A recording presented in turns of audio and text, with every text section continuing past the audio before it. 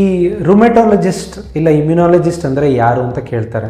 ಈ ಪ್ರಶ್ನೆಗೆ ನಾವು 2 ಭಾಗಗಳಲ್ಲಿ ಅರ್ಥ ಮಾಡ್ಕೋಬೋದು.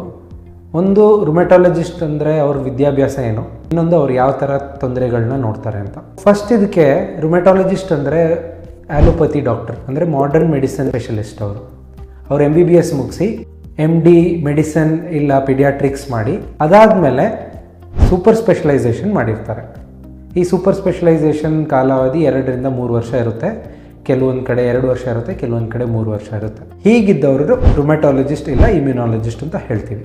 ಈಗ ಇವರು ಯಾವ ಥರದ ಕಾಯಿಲೆಗಳನ್ನ ನೋಡ್ತಾರೆ? ಇವರು ಸರ್ವಸಾಮಾನ್ಯವಾಗಿ ಇಮ್ಯೂನ್ ಸಿಸ್ಟಮಿಂದ ಆಗುವಂಥ ಕಾಯಿಲೆಗಳನ್ನ ನೋಡ್ತಾರೆ. ಈಗ ಎಲ್ರಿಗೂ ಗೊತ್ತಿರೋಂಗೆ ಆರ್ಥ್ರೈಟಿಸ್ ಅಂತೀವಿ.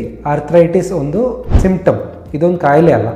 ಆದರೆ ಆರ್ಥ್ರೈಟಿಸ್ ಹಲವಾರು ರುಮೆಟಾಲಜಿಸ್ಟ್ ನೋಡುವಂಥ ಕಾಯಿಲೆಗಳಲ್ಲಿ ಕಂಡುಬರುತ್ತದೆ. ಆದ್ದರಿಂದ ರುಮೆಟಾಲಜಿಸ್ಟು ಸಾಮಾನ್ಯವಾಗಿ ರುಮೆಟಾಯ್ಡ್ ಆರ್ಥ್ರೈಟಿಸ್ ಇಲ್ಲ ಸ್ಪಾಂಡೈಲೋ ಆರ್ಥ್ರೈಟಿಸ್ ಇಲ್ಲ ಲೂಪಸ್, ಆ ಥರ ಕನೆಕ್ಟಿವ್ ಟಿಶ್ಯೂ ಡಿಸೀಸಸ್ ಇಂಥವೆಲ್ಲನೂ ನೋಡ್ತಾರೆ.